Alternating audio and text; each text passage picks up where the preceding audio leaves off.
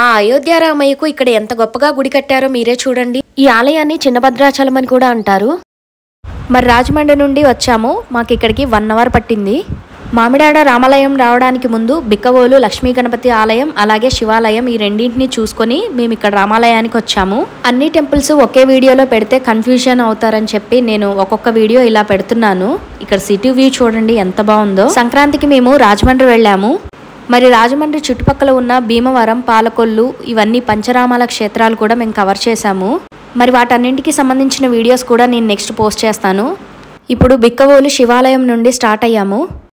అక్కడ రామాలయం టెంపుల్ ఉందన్నమాట. అది కూడా చాలా ఓల్డ్ టెంపుల్. సో అది చూడటానికి వెళ్తున్నాం. ఈ సంక్రాంతి అంతా కూడా ఈస్ట్ వెస్ట్ కోనసీమ జిల్లాల్లోనే గడిపేశాం. సో చుట్టుపక్కల ఉన్న ఏరియాలన్నీ కూడా అంటే ఫేమస్ ఏరియాలు కానీ గుళ్ళు అవ్వనివ్వండి ఏవైనా కానీ చాలా వరకు మేము వీడియోస్ కవర్ చేశాము. ఆ వీడియోస్ అన్ని కూడా నేను ఒక్కొక్కటిగా పోస్ట్ చేస్తూ ఉంటాను. చూడండి గోపురం ఎంత పెద్దగుందో. చూడు గోపురం చూడు ఎంత హైట్ ఉందో. డింపుల్ ఏదో మనం కుతుబ్ మినార్ వెళ్ళామే, కుతుబ్ మినార్ లో కుతుబ్ మినార్ లాగా చాలా హైట్ గా ఉంది. ఎందుకు వెళ్ళకూడదు? మనం ఇప్పుడు టెంపుల్ లో దర్శనానికి కదా వెళ్తున్నాం.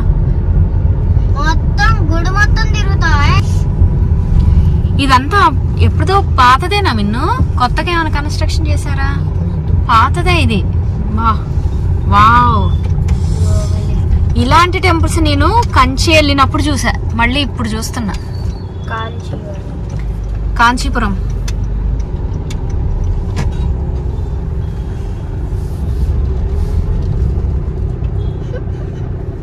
పార్క్ వేసుకోవచ్చా ఇక్కడ? చెప్పులు ఇక్కడే కార్లో వదిలేయండి.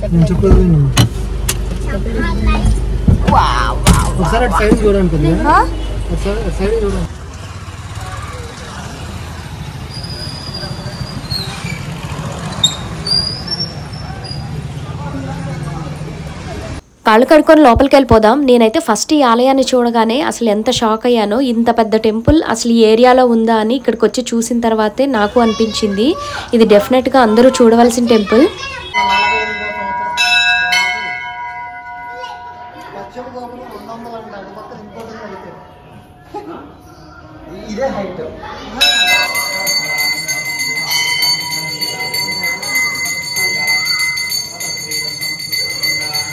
దర్శనం చేసుకోవడం అయిపోయింది. పైన అద్దాల మేడ ఉంది. మరి ఆ మిర్రర్స్ చేసే మ్యాజిక్ ఏంటో మనం కూడా చూద్దాము. ఇది చూడాలంటే 50 రూపీస్ టికెట్ ఉంది.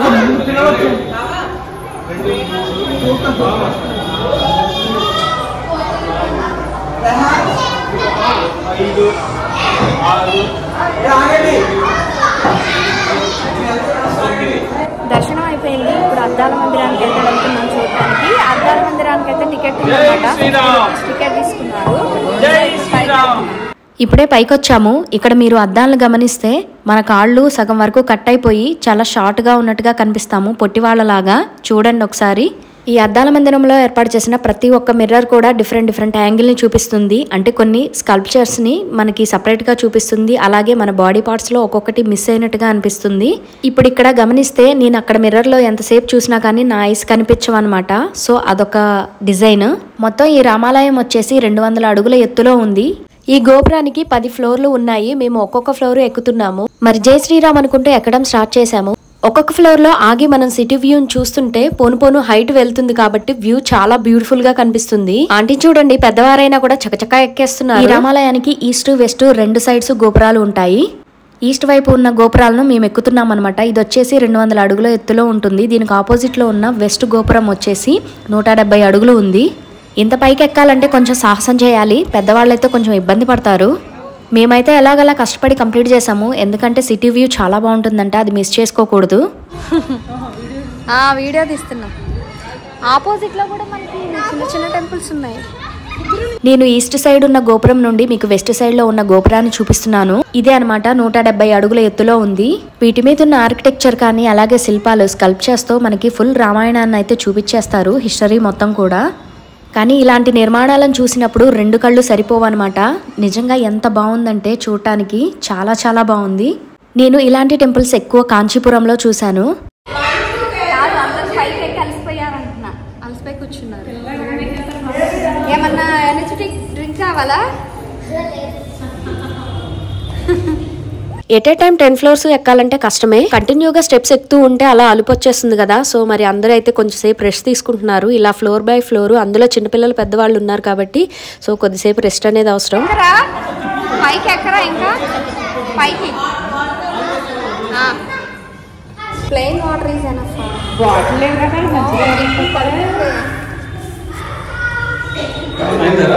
నుంచి చూడు కింద కట్టుకున్నా భయంకరంగా. ఫస్ట్ అట్లా చూడు కొంచెం కిందకి పోయి.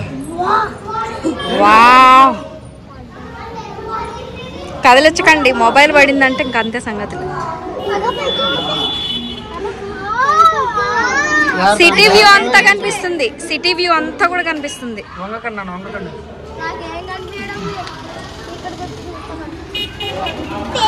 ఇంకా లాస్ట్ 10th ఫ్లోర్కి అయితే వచ్చేసాం. మరి ఇక్కడ నుంచి వ్యూ చూద్దామా ఎలా ఉందో. చూడండి మనకి రాజమండ్రి అంటున్నాయి, రాజమండ్రిలోనే వస్తుందా? బిక్కవోలు సిటీ వ్యూ అంతా కనిపిస్తుంది. మనం ఇప్పుడు ఎన్నో ఫ్లోర్ లో ఉన్నాం? 11th floor. ఇది ఓకే. ఎన్ని అడుగులు ఉంటాయి సుమారుగా? 200 అడుగులు. 200 అడుగులా? సో ఇప్పుడు 200 అడుగుల పైన ఉన్నాము. ఇక్కడ నుంచి వ్యూ ఎలా కనిపిస్తుందో చూడండి. అంతా కూడా సిటీ వ్యూ కనిపిస్తుంది చాలా బాగా. ఇక్కడ చూడు, డౌన్ చూపించు. నేను 10th ఫ్లోర్, మా హస్బెండ్ 11th ఫ్లోర్ అన్నారని కన్ఫ్యూజ్ అవ్వకండి. కింద గ్రౌండ్ ఫ్లోర్తో కలుపుకుంటే ఇది 11th ఫ్లోర్ అయిపోతుంది. ఒక్కో ఫ్లోర్కి ఈస్ట్, వెస్ట్, నార్త్, సౌత్ ఇలా 4 ఓపెన్ కార్నర్స్ అయితే ఉన్నాయన్నమాట. మనం వ్యూ చూడొచ్చు. ఒక సైడ్ పొలాలు ఉంటే ఇంకో సైడ్ సిటీ వ్యూ ఉందన్నమాట. ఇలా డిఫరెంట్గా మనకి సిటీ మొత్తం కవర్ అయిపోతుంది. ఇలా చూడటం అయిపోయిన తర్వాత అన్నదానం ఉందంట. సో అన్నదానానికి అయితే వెళ్తున్నాం.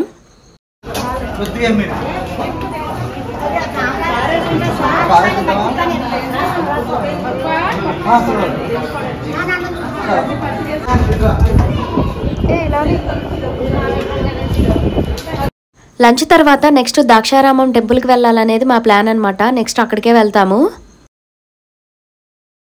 మేము బిక్కవాల్ రామాలయం నుంచి ఇప్పుడు ద్రాక్షారామం వెళ్తున్నాం. సో ద్రాక్షారామం అంటే మనకి పంచరామాల్లో ఒకటి కదా. సో ఇప్పుడు అక్కడికైతే వెళ్తున్నాం.